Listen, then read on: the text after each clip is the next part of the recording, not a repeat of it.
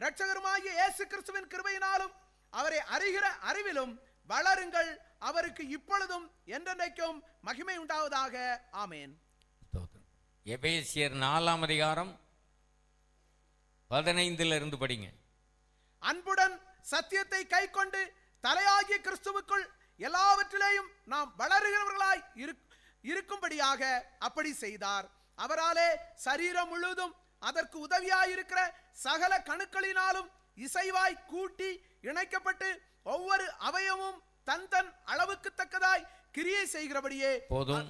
எபேசியர் 4ஆம் அதிகாரம் 15 முதல் 17 வரைக்கும். எபேசியர். அவராலே சரீரம் முழுதும் அதற்கு உதவியாயிருக்கிற சகல கணுக்களினாலும் 5ஆம் அதிகாரம் 15 முதல் 17. எபேசியர் 5ஆம் அதிகாரம். ஆனபடியினாலே நீங்கள் ஞானமற்றவர்களைப் போல நடவாமல் ஞானமுள்ளவர்களைப் போல் கவனமாய் நடந்து கொள்ள பார்த்து நாட்கள் பொல்லாதவைகள் ஆனதால் காலத்தை பிரயோஜனப்படுத்திக் கொள்ளுங்கள். ஆகையால் நீங்கள் மதியற்றவர்களாயிராமல் கர்த்தருடைய சித்தம் இன்னதென்று உணர்ந்து கொள்ளுங்கள்.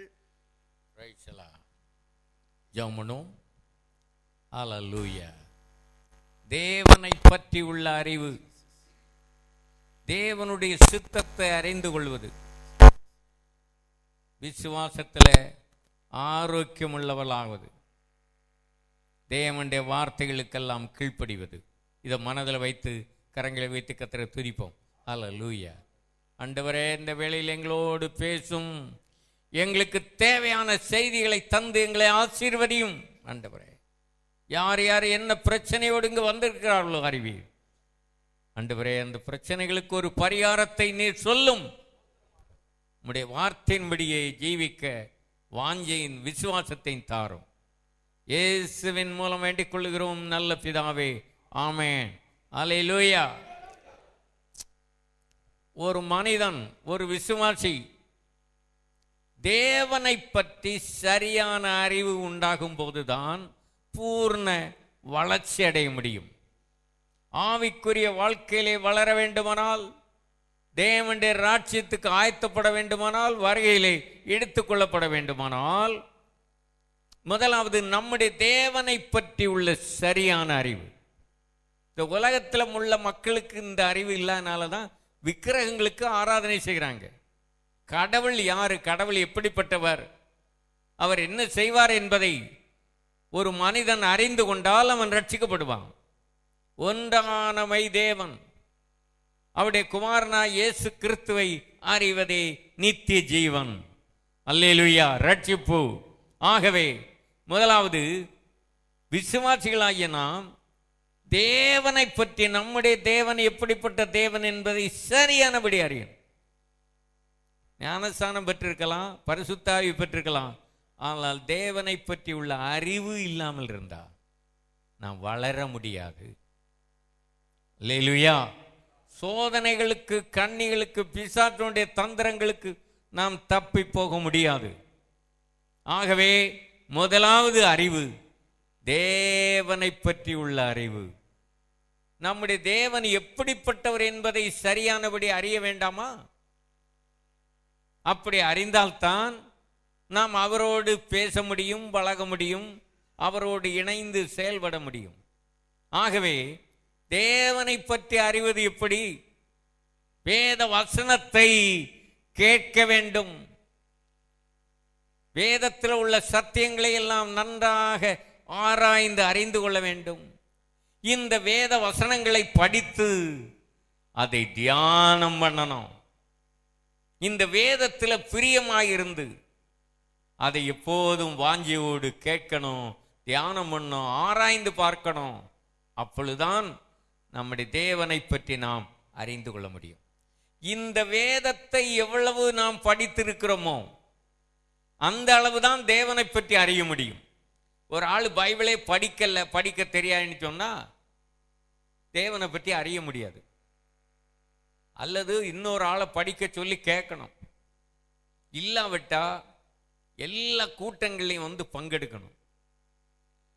எல்லா ஒவ்வொரு கூட்டங்களிலும் ஒவ்வொரு ஆராதனையிலும் ஒவ்வொரு செய்திகள் வரும். அதை கேட்கணும். எல்லா டிவி நிகழ்ச்சியும் பார்க்கறதுனால குழப்பமும் வரும். ஏன்னா டிவி நிகழ்ச்சி மூலமா தவறான உபதேசங்கள் வெளியாகிட்டு இருக்கு. கள்ள தீர்க்கதரிசிகள் பிரசங்கம் பண்ணிக்கிட்டு இருக்காங்க.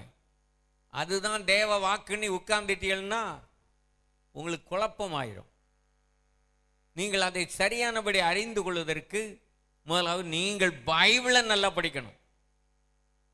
பத்திரிகைகளை படித்தால் வேத அறிவு, தேவனை பற்றி உள்ள அறிவு உண்டாகாது. வேதத்தை நாம் எப்போதும் வாசித்து வாசித்து தியானித்து அதை ஆராய்ந்து அதை அப்படியே ஏற்றுக்கொள்ளணும். ஒவ்வொரு நாளும் இந்த வேத வசனத்தை எவ்வளவு அறிந்திருக்கிறோமோ அவ்வளவுதான் நம்முடைய கர்த்தரை பற்றி நாம் அறிந்து கொள்ள முடியும். நாம் ஆராதிக்கிற தேவன் எப்படிப்பட்டவர் என்று நமக்கு தெரிய வேண்டாமா? அல்லேலூயா. ஒரு புருஷன் மனைவி திருமணமானவர்கள் சரியானபடி ஒருவரை ஒருவர் புரிந்து கொள்ளாவிட்டால் குழப்பம் வந்துடும், பிரிவினை வந்துடும், சண்டை வந்துடும். சண்டையா வருது. புருஷன் மனைவி, மனைவி புருஷனை ஒருவரை ஒருவர் சரியானபடி அறியாதனால, புரிந்து கொள்ளாதனால. இதே போல நம்முடைய தேவனை பற்றி சரியானபடி அறிய வேண்டுமானால் இந்த வேதத்தை எப்போதும் வாசித்து தியானித்து கொண்டே இருக்கணும். தினந்தோறும் ஒரு குறிப்பிட்ட நேரத்தில் இல்லை, எப்போதும் வாசித்து விட்டு அதை தியானம் பண்ணிக்கிட்டே இருக்கணும். இப்போ பிரசங்கத்தை கேட்குறீங்க, பிறகு என்ன செய்யணும்? வீட்டுக்கு போகும்போது தியானம் பண்ணிக்கிட்டே போகணும். அந்த எம்மா ஒரு சீசர்களை போல வழியில் நடக்கும்போது என்ன செய்யணும்? அவரை பற்றி பேசிக்கிட்டே போகணும். அவர் கூடவே வருவார். அல்லேலூயா. கர்த்தருடைய வேதத்தில் பிரியமாயிருந்து இரவும் பகலும் அதை தியானிக்கிற மனுஷன் பாக்கியம். சங்கீதம், முதல் சங்கீதமே தான். அவன் தான் செழிப்பான். அவன் தன் காலத்தில் தன் கனியை தந்து இலை உதிராதிருக்கிற மரத்தை போல செழிப்பான். அவன் செய்வதெல்லாம் என்ன செய்யும்? வாய்க்கும். அல்லேலூயா. கர்த்தர் உங்களோடு இருந்து உங்களுடைய காரியங்களை, வேலைகளை ஆசீர்வதிக்க வேண்டுமானால், உங்களை பாதுகாக்க வேண்டுமானால் இரவும் பகலும், இல்லாவிட்டா வேற ஆகாத சிந்தனைகள், தேவையில்லாத பிரச்சனை, கவலை எல்லாம் வந்து மனதிலும் குழப்பமாயிரும். விசுவாசிகள் எப்பொழுதும் சந்தோஷமாக இருக்குன்னா என்ன செய்யணும்? வேத வசனத்தை தியானம் பண்ணிக்கிட்டே இருக்கணும். வேத வசனம் எங்க இருக்கணும்? இருதயத்தில் இருக்கணும். இல்லை கையில் இருந்தா போதாது. வேத வசனத்தை உங்கள் இருதயத்தில் பதித்திருக்க வேண்டும். வேதத்தை இருதயத்தில் பதித்திருக்கிற என் ஜனங்களே, மனுஷருடைய நிந்தனைகளுக்கு பயப்படாமல் கலங்காமல் இருங்கள் என்றார். அல்லேலூயா. இந்த வேதத்தை நாம் எப்போது மனதில் வைத்து சிந்தித்து தியானித்து கொண்டே இருப்போமானா உங்களுடைய கவலை, துக்கம், பாரம் எல்லாம் மாறிவிடும். தாவீது சொல்றான், நாள் முழுவதும் அது என் தியானம்.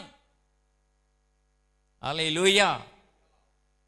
இந்த வேதத்தை அறியும் போது, சத்தியத்தை தியானிக்கும் போது மனதில் உள்ள பாரங்கள், கவலைகள், துக்கங்கள் எல்லாம் மாறி சந்தோஷம் உண்டாகும்.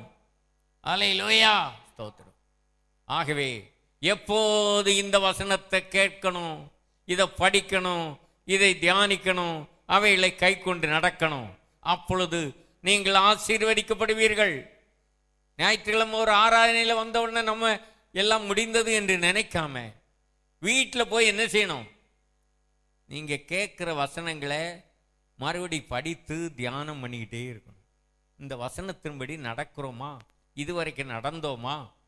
எந்த காரியத்தில் இன்னும் கீழ்ப்படியல, ஒப்பு கொடுக்கல, தேவ சித்தம் செய்யல என்பதை நன்றாக ஒவ்வொரு நாளும் ஆராய்ந்து பார்க்கணும். வேத வாக்கியங்களை ஆராய்ந்து பார்த்ததுனால இந்த பெரோயா பட்டணத்தில் உள்ளவர்கள் தெசலோனிக்க பட்டணத்தில் உள்ளவர்களை பார்க்கிலும் சொல்லுங்க நற்குணசாலிகளாக மாறினார்.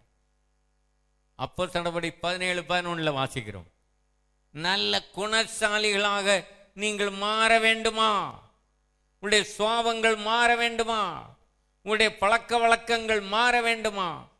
வேத வசனங்களை எப்போதும் ஆராய்ந்து பார்க்கணும், தியானம் பண்ணணும். பத்திரிகையே படிச்சுக்கிட்டு இருக்கக்கூடாது, டிவியே பார்த்துக்கிட்டு இருக்கக்கூடாது, வீணா போய் பக்கத்து வீடுகளில் பழக்கம் விடக்கூடாது. எப்போதும் வேதத்தை நீங்கள் ஆராய்ந்து பார்க்கணும். இந்த வேதம் உங்க வாழ்க்கையை மாற்றுகிறது, சுவாபங்களை மாற்றுகிறது, பழக்க வழக்கங்களை மாற்றுகிறது, நற்குணசாலிகளாக அல்லேலூயா. கர்த்தருடைய வேதத்தின்படி நடக்கிற உத்தம மார்க்கத்தார் பாக்கியவான்கள். நீங்கள் ஆசீர்வதிக்கப்பட வேண்டுமா? வேத வசனத்தை படிக்கணும், தியானம் பண்ணணும், ஆராய்ந்து பார்க்கணும். எதுக்கு? நம்முடைய வாழ்க்கையில் அதை அனுபவிக்கணும், கீழ்ப்படியணும். இந்த தீர்க்கதரிசன வசனத்தை வாசிக்கிறவளும் கேட்கிறவளும் இதில் எழுதி இருக்கிறத கை கொள்ளுவளும் பாக்கியவான்கள். அல்லேலூயா. ஆகவே நம்முடைய வாழ்க்கையில் முதலாவது அறிய வேண்டிய காரியம் இதுதான். நம்முடைய தேவனை பற்றி சரியானபடி அறிய வேண்டுமானால் இந்த பைபிளை நல்லா படித்திருக்கணும், எல்லா சத்தியங்களையும் அறியணும். ஒரு சில காரியங்கள் மட்டுமல்ல. அதுக்கு தான் பரிசுத்த ஆவி. பரிசுத்த ஆவியானவர் வரும் பொழுது உங்களை சகல சத்தியத்துக்குள்ளும் நடத்துகிறார். சகல சத்தியத்தை நீங்கள் சரியானபடி அறிய வேண்டுமானால் பரிசுத்தாவினால் நிறைந்திருக்கணும். பரிசுத்தாவி பெற்றால் மட்டும் போதாது, பரிசுத்தாவினால் நடத்தப்படும் போதுதான் இந்த வேதத்தில் உள்ள எல்லா சத்தியங்களையும் நீங்க அறிந்து கொள்ள முடியும். ஏதாவது ஒரு பகுதி, சில சங்கீதத்தை மட்டும் படிச்சுட்டு விட்டுருவாங்க, முழு வேதாகமத்தையும் வரிசையா படிச்சுக்கிட்டே வரணும். ஒரு முறை படித்தவர்கள் கைதுங்க, ஒரு முறை படித்து முடித்தவர்கள் 2 முறை 3 முறை 4 முறை 5 முறை 6 முறை 10 முறை 20 முறை 30 முறை 40 முறை. நீங்க எத்தனை பிடிக்க? இதுல கையை விரிக்காரு.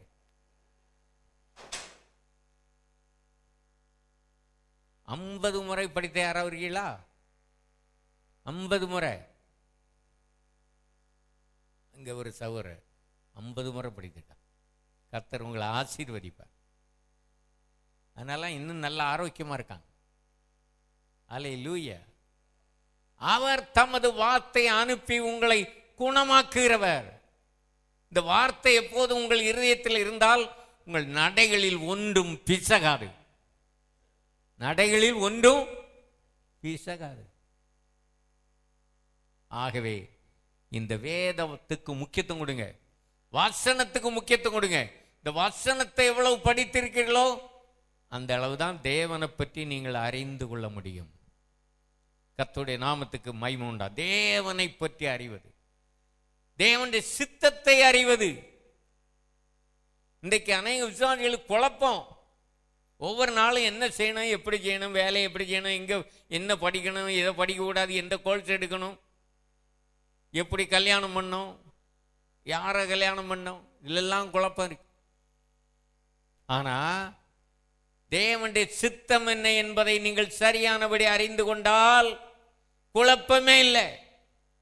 இந்த வேத வசனத்தை நன்றா படித்தவர்களுக்கு தேவ சித்தம் நல்ல தெளிவா தெரியும். இதுதான் தேவ சித்தம், இது பாவமா, இது சரியா, எது சரியான காரியம், இதெல்லாம் கேள்வியே வராது. இந்த பைபிளை நல்லா படிச்சு தியானம் பண்ணிட்டீங்கன்னு வைங்க, குழப்பம் இல்லை. குழப்பத்தில் இருக்காங்க. பரிசுத்தாவி பெற்றாலும் குழப்பம் தீரல. ஏன்? பைபிளை சரியா